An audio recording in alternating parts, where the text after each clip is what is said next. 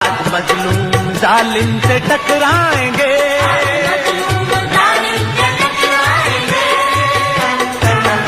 अपनी ताकत जमाने से मनवाएंगे।